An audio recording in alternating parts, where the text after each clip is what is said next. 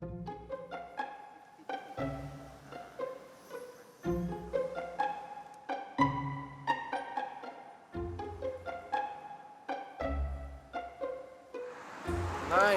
子很多哦，人很多。今天我要陪奶奶去巴沙，一般上会经过这条马路。然后你不会怕说走路人需要按那个卡，才有更多时间才会过得比较安全吗？不用了，奶奶走快快咯。奶奶厉害了。奶奶过这个4条车道的马路需要10秒钟，而我只需要6秒钟。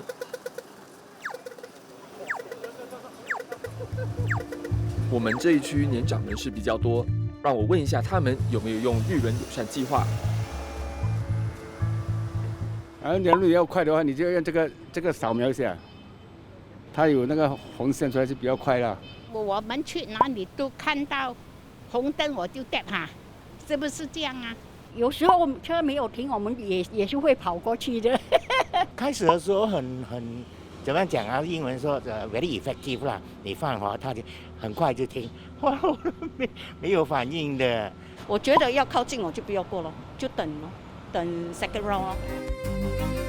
2022年前6个月，共有117起涉及老年行人的事故，其中9人死亡，比去年同期多了将近1倍。除了让年长人士有足够的时间过马路，政府从2014年也开始推行乐龄安全区，希望更有效地保障年长人士的出行安全。阿姨，我要北京来带走的。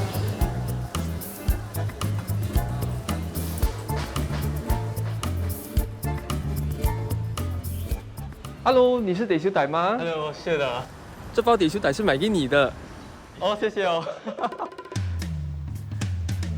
浩伟对交通设计有浓厚的兴趣，在 YouTube 上开设讨论新加坡交通道路设计的频道得修仔。Do you really think that this sign will actually make drivers slow down? Rounding area makes getting around a pain in the ass. I think the Silver Zone thing is a great initiative.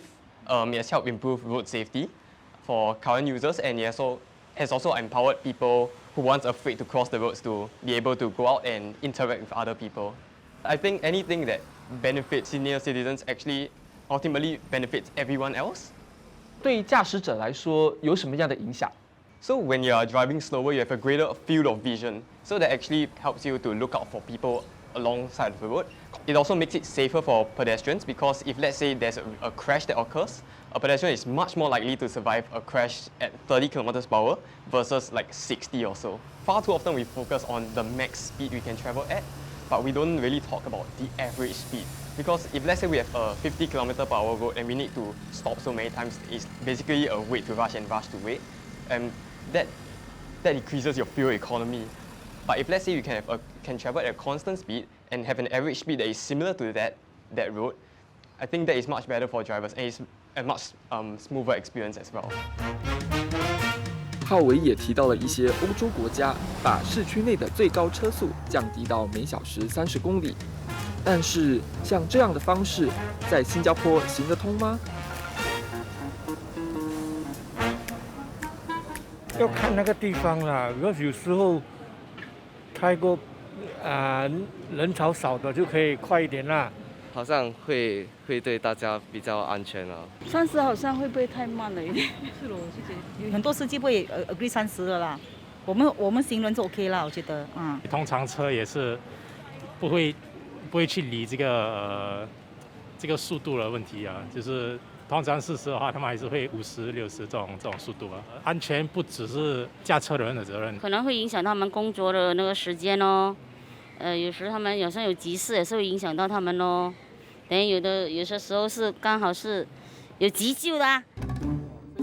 路交局已经在3个乐龄安全区永久性调低车速限制，由每小时40公里调低至30公里，其中一个在波东巴西乐龄安全区。说我们来到了这个乐龄安全区，然后看到这个有每小时30公里的这个车速，是怎样决定的？因为这边人行的流量比较多，那么我们就说把车速放慢，那么更加会使这条道路更加安全。我们的乐龄安全区的每一个入口处呢都有标记30，对30，就跟大家说这里要放慢速度，对，放慢30。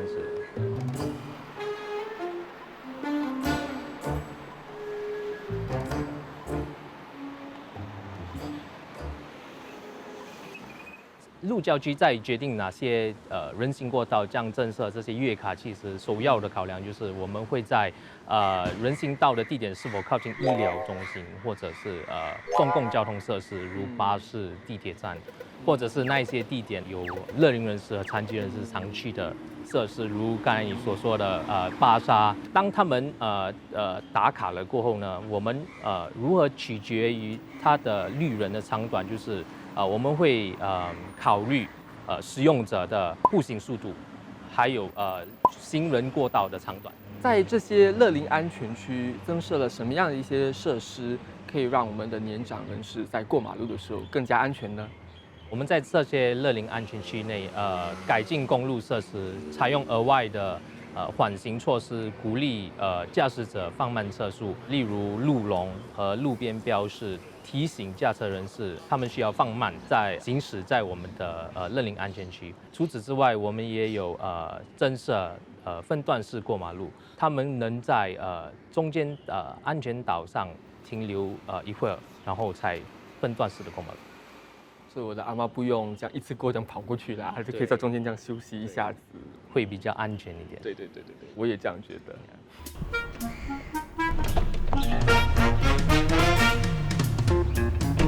说了那么多，让我来亲自试试。